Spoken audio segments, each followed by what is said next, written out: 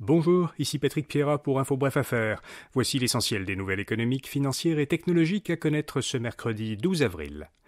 Le producteur de cannabis Exo de Gatineau va être acheté par son concurrent américain Tilray pour l'équivalent en actions de 75 millions de dollars.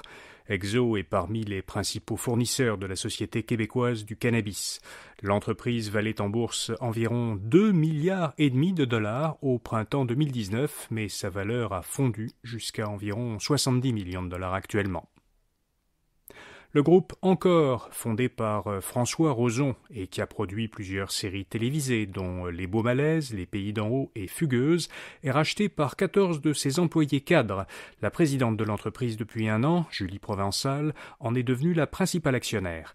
La vente s'est faite avec le soutien de la banque d'affaires de la Société de développement des entreprises culturelles, la SODEC.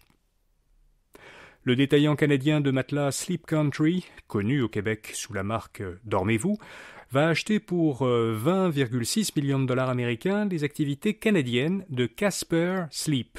Casper est une entreprise américaine qui vend des matelas roulés en boîte, conçus pour être livrés à domicile.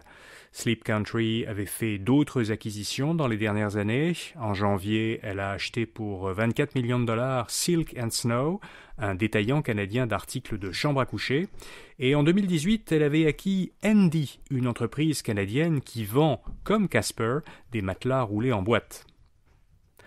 L'avenir de l'entreprise minière canadienne Ressources Tech est incertain. Soit elle va se faire acheter par la multinationale Glencore, soit elle va se scinder en 2 entreprises.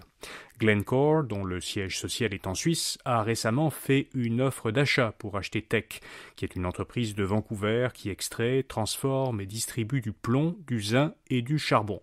Le conseil d'administration de Teck s'est opposé à la transaction. Il souhaite plutôt scinder l'entreprise en 2 entreprises distinctes, l'une avec les activités métallurgiques de Teck et l'autre avec celles qui sont liées au charbon. Mais hier, Glencore a renchéri en bonifiant son offre.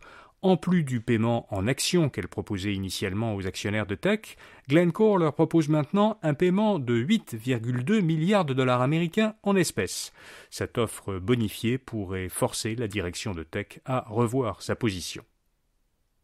Et puis, la valeur du Bitcoin est remontée ces derniers jours, pour la première fois depuis le mois de juin dernier, au-dessus du seuil des 30 000 dollars américains. Plusieurs spécialistes expliquent cette remontée par les difficultés du secteur bancaire et l'éventualité d'une baisse des taux d'intérêt. Ce seraient 2 facteurs qui poussent certains investisseurs à acheter des crypto-monnaies.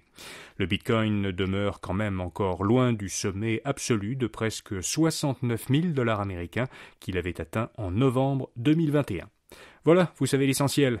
Pour un tour d'horizon de l'actualité générale au Québec et dans le monde, écoutez notre autre balado quotidien, Actualité Info Bref.